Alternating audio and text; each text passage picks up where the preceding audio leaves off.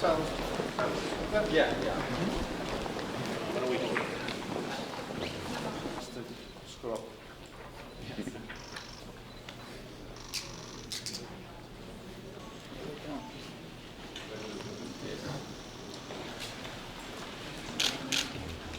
A ceasefire is not the same as ending the war, and Ukraine's objections have been that it may in fact be counterproductive, because putting in place a cementing of the front lines in their current position without any long-term guarantee of ensuring that the war will actually come to an end risks rewarding Russia by making the current zone of control permanent and freezing the conflict in place as opposed to resolving it. Hopefully we'll take this offer now to the Russians. And we hope that they'll say yes to peace. The ball's now in their court. There's no reason to think that Russia would sign up to an agreement to ceasefire, even if they had no intention of ceasing firing, at a time when Moscow might think it's pressing home a military advantage.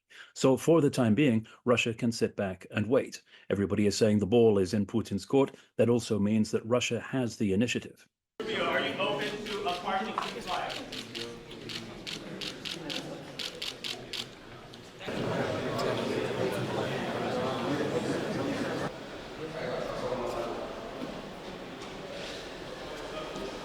Moscow can also choose at this point to ask for more in order to sign up to a ceasefire. So many things have already been given to Moscow in terms of the conditions that have been set in advance by the United States, saying no to NATO membership for Ukraine, saying no to recovering the territories that are occupied by Russia. Moscow could easily push for more, for example, sanctions relief or a permanent guarantee that there won't be a foreign troop presence in Ukraine, because, of course, anything that guarantees Ukraine's long-term security is the last thing that Russia wants.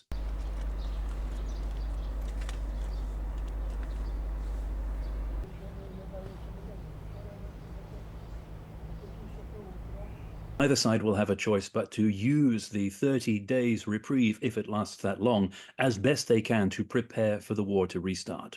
Russia will be rebuilding its military force even faster without Ukrainian forces eroding it almost as fast as it can be rebuilt.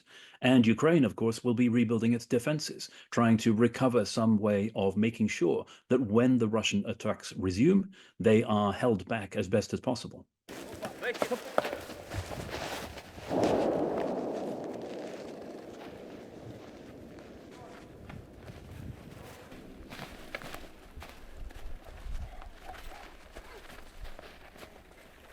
Помало, лише обережно. Колючка. The one thing that we learn from previous practice in all of the instances where a ceasefire has been brokered between Russia and a victim of Russian aggression by an external power, whether it's France or Germany or the United States, in Georgia, in Syria, in Ukraine itself under the Minsk agreements, always we have seen that it allows Russia freedom of action and constrains the victim. So what we have to look for is whether this is going to repeat that same pattern and be entirely to Russia's advantage, or if, in fact, there is going to be an effort towards a real and lasting end to the conflict.